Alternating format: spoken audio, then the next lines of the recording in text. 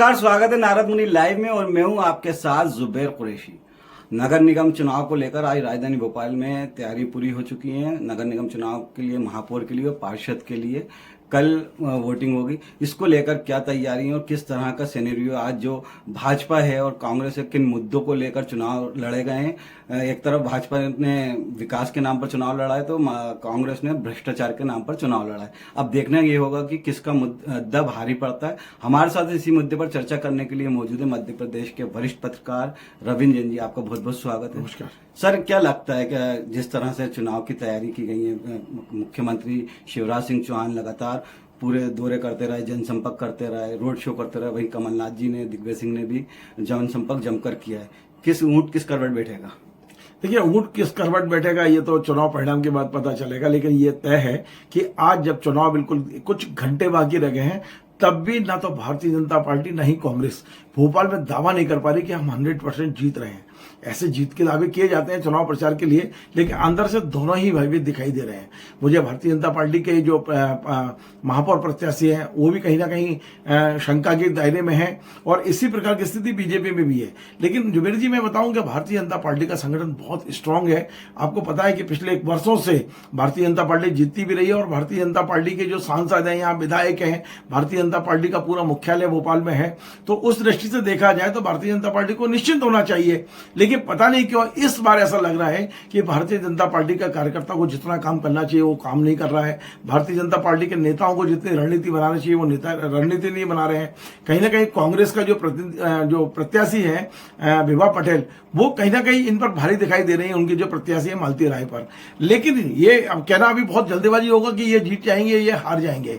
लेकिन ये तय है कि दोनों ही पार्टी इस समय पूरा जोर लगाए हुए हैं। शासन प्रशासन अपनी तैयारियों में लगा हुआ है। आप जाके देखिए, भोपाल के लाल परेड ग्राउंड पर किट वितरण का कार्य शुरू हो चुका है। कल 6 तारीख है, सुबह से मतदान शुरू होने वाला है। पुलिस का हेडेक ये है कि किसी प्रकार की हिंसा ना हो, तो पुलिस अपनी रणनीति बनाने में लगी है। ये पूरी रात, अभी जो बीती रात है, पूरी रात भारतीय जनता पार्टी और कांग्रेस के जो कार्यकर्ता हैं, जो नेता हैं, वो कमरा बैठ के करते रहे। कौन नेता भी काम नहीं कर रहा है, कैसे निकाला जाए, कौन बत्ती दे रहा है, उसको कैसे संभाला जाए। दोनों तरफ से मैंने ये देख रहा हूं कि भारतीय जनता पार्टी की ओर से आलोक शर्मा, रामेश्वर शर्मा, आलोक संजर जी, विश्वास सारंग जी, ये पूरी रात लगभग जगे हैं। 2 बजे तक की मेरे पास सूचना थी। इधर पीसी शर्मा जी, अब आरिफ अकील जी आश्वस्त हैं, उसके बाद भी वो लगातार दौरे कर रहे हैं।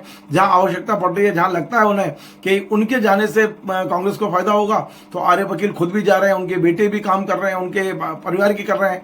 आरिफ मसूद साहब लगे हुए हैं, कृष्णा गौर जी लगी हुई हैं। तो मेरा ये कहना है कि दोनों पार्टियां अपनी अपनी पूरी ताकत झोंके हुए हैं। लेकिन दोनों में से अभी भी मैं इसको बड़ी जिम्मेदारी से कह रहा हूं कि किसी को यह भरोसा नहीं है कि हमारी जीत निश्चित और 100% है। मतलब ये बिल्कुल तय है। मैंने बताया कि संगठन के मामले में देखा जाए तो भारतीय जनता पार्टी का संगठन बहुत मजबूत है। लेकिन इसके साथ साथ भारतीय जनता पार्टी नहीं चाहती थी कि इस समय चुनाव हो, जब बरसात हो रही हो, जब नाले जाम हो रहे हो, जब सड़कें खुदी हुई दिखाई दे। भारतीय जनता पार्टी को निश्चित तौर पर इससे नुकसान होगा। और वही हुआ कि अभी जो पहली बरसात आई है, भोपाल की तमाम अच्छी अच्छी सड़कें उधड़ी हुई दिखाई दे रही हैं।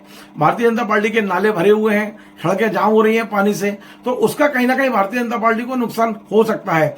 लेकिन इसके साथ ही जो उदयपुर की घटना हुई है, भारतीय जनता पार्टी मान रही है कि उस घटना के बाद उसके 10 से 15% वोट बढ़ गए हैं। ये रिजल्ट आने के बाद पता चलेगा कि बाकी बढ़े हैं कि नहीं बढ़े हैं। एक सवाल जो है कि अब जैसा कहा है कि कांटे की टक्कर है, बिल्कुल कांटे की टक्कर तो नजर आ रही है एक तरफ, क्योंकि कांग्रेस की तरफ से पूर्व महापौर विभा पटेल मौजूद हैं उम्मीदवार के रूप में, जो प्रदेश कांग्रेस की, महिला कांग्रेस की अध्यक्ष भी। दूसरी तरफ मालती राय जो एक अननोन चेहरा, हालांकि वो 2 बार पार्षद रही हैं, MIC मेंबर भी रही हैं, लेकिन विभा पटेल और मालती राय के बीच जो डिस्टेंस है या वो है, उसको किस तरह नजरिए से देखते हैं? देखिए, यदि मैं दोनों महिलाओं की यदि तुलना करूं तो निश्चित तौर पे विभा पटेल को अनुभव है, उन्होंने 5 साल परिषद चलाई है। और मालती राय जो है ना, निश्चित तौर पे एक ईमानदार छवि की महिला है वो, और वो एक लो प्रोफाइल, एक सामान्य परिवार से आती हैं। उन्होंने भारतीय जनता पार्टी में मेहनत करके अपना मुकाम बनाया है, 2 बार पार्षद रही हैं वो। तो ऐसा नहीं कह सकते कि मालती राय को आप कम करके आंकें। वो जिस क्षेत्र में रहती हैं वहाँ काफी लोकप्रिय हैं। और आप देखिए, पहली बार ऐसा हुआ है कि भारतीय जनता पार्टी की जो 3-4 भोपाल के जो विधायक हैं, सभी विधायक एक नाम पे आके सहमत हुए, वो मालती राय पे नाम पे आके हुए। तो निश्चित तौर पे कहीं ना कहीं उनकी लोकप्रियता रही होगी, कहीं ना कहीं उनका ऐसा व्यवहार रहा होगा कि एक भी विधायक ने उनका विरोध नहीं किया है मालती राय का। मालती राय को टिकट मिलने के पीछे एक ही कारण बताया जाता है कि तीनों विधायक उसका एक स्वर से उनका समर्थन कर रहे थे। इसलिए मैं मानता हूं कि टक्कर का भी टक्कर है। मालती राय भी अपने क्षेत्र में लोकप्रिय हैं और कृष्णा गौर भी, विभा पटेल भी अपने क्षेत्र में लोकप्रिय हैं। कांटे की बहुत टक्कर होगी। कई लोग कई तरह की बातें, जैसे चुनाव में अफवाहें भी फैलती हैं, बहुत सारी अफवाहें भी फैल रही हैं, बहुत सारी चीजें कही जा रही है कि कौन किसका रिश्तेदार है, कौन किसको मदद कर रहा है, बहुत सारी चीजें चल रही हैं। लेकिन मैं फिर बोलूंगा कि कांग्रेस इस बार कमतर नहीं है, कांग्रेस पूरी ताकत लगाए हुए है। विभा पटेल ने चुनाव जीते हारे अलग बात है, लेकिन चुनाव दोनों ने बहुत ही अच्छी तरीके से लड़ा है। लेकिन एक सवाल और उठ रहा है सर के भीतर घात को लेकर, बागियों को लेकर कांग्रेस ने भी बगावत के सुर लंबे हमने देखे हैं और बीजेपी में भी खास तौर से। लेकिन अब बीजेपी में ज्यादा बगावत के सुर नजर आ रहे हैं बनिस्बत कांग्रेस के। निश्चित तौर पे भारतीय जनता पार्टी में बगावत के स्वर इसलिए भी है कि कांग्रेस का जो गुटबाजी वाला वो जो कार्यकर्ता है, जो नेता है, वो अब भारतीय जनता पार्टी में आ चुके हैं। तो आप देखेंगे भारतीय कांग्रेस में पहली बार मध्य प्रदेश में मैं देख रहा हूं, मैं पिछले 37-38 साल से जर्नलिज्म कर रहा हूं, पहली बार देख रहा हूं कि कांग्रेस में कोई गुट नहीं है। सारे नेता एक छतरी के नीचे, कमलनाथ की छतरी के नीचे काम कर रहे हैं। भारतीय जनता पार्टी में अब भीड़ ज्यादा है, वो एक बड़ा घर बन चुका है उनका। तो निश्चित तौर पर वहां महत्वाकांक्षाएं ज्यादा हैं, वहां कंपटीशन ज्यादा है, वहां नेता ज्यादा है, तो वहां गुटबाजी भी हमें ज्यादा दिखाई दे रही है। लेकिन आप यदि देखेंगे कि जब हम पोलिंग बूथ की बात करेंगे, तो पोलिंग बूथ पे जो स्ट्रक्चर बीजेपी के पास है, पोलिंग बूथ का कार्यकर्ता है, उनके पास एक नया सिस्टम है कि उन्होंने पन्ना प्रमुख बना रखा है। यानी एक पन्ने में जितने वोटर हैं वो सबका संपर्क वो पन्ना प्रमुख करके रखता है, वो उसका वोट डला या नहीं डला, वो पोलिंग बूथ पे आया नहीं आया।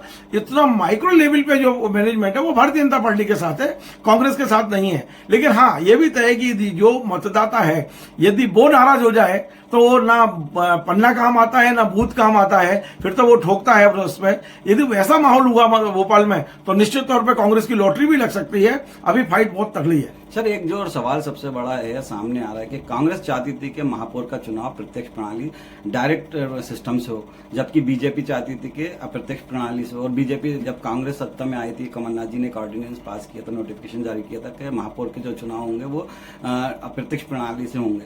लेकिन बीजेपी ने उस ऑर्डिनेंस को बदल कर वापस प्रत्यक्ष प्रणाली से कर दिया। आखिर इस के पीछे वजह क्या है? कांग्रेस क्यों चाहती है कि प्रत्यक्ष प्रणाली से और बीजेपी क्यों चाहती है कि अप्रत्यक्ष प्रणाली से महापौर के चुनाव होंगे? देखिए, यदि पिछले 7-8 साल में भारतीय जनता पार्टी की कार्यशैली को आप देखेंगे तो चाहे राज्य हो, चाहे मतलब छोटी छोटी संस्थाएं हों, भारतीय जनता पार्टी ने साम दाम दंड भेद करके उन संस्थाओं पे अपना कब्जा किया है, राज्य सरकारों पे कब्जा किया है। तो उन सब तमामी घटनाओं से ये कांग्रेस डरी हुई है।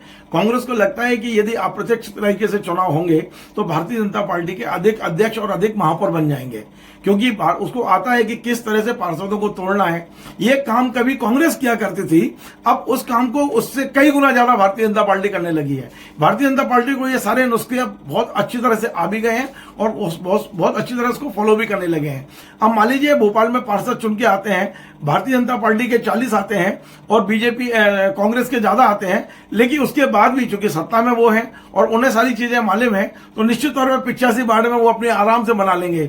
और इन्हीं चीजों से उसको डर लग रहा था, इसलिए वो चाहते थे कि महापौर का प्रत्यक्ष चुनाव होगा तो कम से कम महापौर तो उनका हाथ में जो जीतेगा वो नहीं जाएगा उनके हाथ से, इसलिए ये सब चल रहा था। लेकिन भारतीय जनता पार्टी ने इस चीज को थोड़ा सा बीच का रास्ता निकाला। उन्होंने क्या किया कि महापौर जो 16 हैं उसके चुनाव तो डायरेक्ट करा लिए, लेकिन जितनी भी नगर पालिकाएं हैं, नगर पंचायत हैं, तो उनके सारे चुनाव उन्होंने अप्रत्यक्ष उससे कराए हैं। अब देखना इसमें क्या होगा कि जहां जहां नगर पंचायत नगर पालिकाओं में बेशक कांग्रेस का बहुमत होगा, आप देखेंगे वहां भी अध्यक्ष भारतीय जनता पार्टी का बन जाएगा, क्योंकि वहां भारतीय जनता पार्टी का प्रभाव है, संगठन का प्रभाव है, प्रशासन उनके हाथ में है, पैसा उनके हाथ में है, तो निश्चित तौर पर उनका जो प्रभाव है उसका उपयोग होगा। अब ये हमें देखने वाली बात ये होगी कि अब कितनी नगर पालिकाएं ऐसी हैं जहां बहुमत कांग्रेस का होगा लेकिन अध्यक्ष बीजेपी बना के ले जाएगी। हमने पिछली बार भी देखा है कि महापौर बीजेपी का रहा है और परिषद जो है कांग्रेस की बन गई। इससे जनता को कितना नुकसान होता है? जिस तरह के जो चुनाव होते हैं कि महापौर कहीं किसी दूसरे दल का और परिषद दूसरे दल की, तो इससे सीधा सीधा जनता को नुकसान होता है। देखिए जुबेर जी, ये बड़ा दुर्भाग्य है कि ये हमारे मत का भी ये अपमान है। हम वोट यदि दे रहे हैं किसी काम के लिए और वहां पार्टी सेटिंग करके यदि दूसरा काम करती है तो ये निश्चित तौर पे ये मतदाता के साथ बहुत बड़ा धोखा है, ये लोकतंत्र और प्रजातंत्र के साथ धोखा है। अब इन मुद्दों पर सारे राजनीतिक दलों को विचार करना चाहिए कि यदि हमने वोट दिया है कि हमें आज यहाँ परिवर्तन चाहिए, लेकिन आप अपने पैसे के दम पर उस परिवर्तन को रोकने की कोशिश करते हैं तो आगे चल के आज बहुत अच्छा लग रहा होगा, सत्ता मिल रही है, लेकिन हमारी जो लोकतांत्रिक व्यवस्था है देश की, उसको कहीं ना कहीं ये ठेस पहुंचेगी और इसके लिए बहुत ज्यादा घातक होगा। इसलिए अभी भी समय है, सारे राजनीतिक दलों को इस पर विचार करना चाहिए। कुछ भी करिए पर मतदाता के वोट का अपमान मत करिए।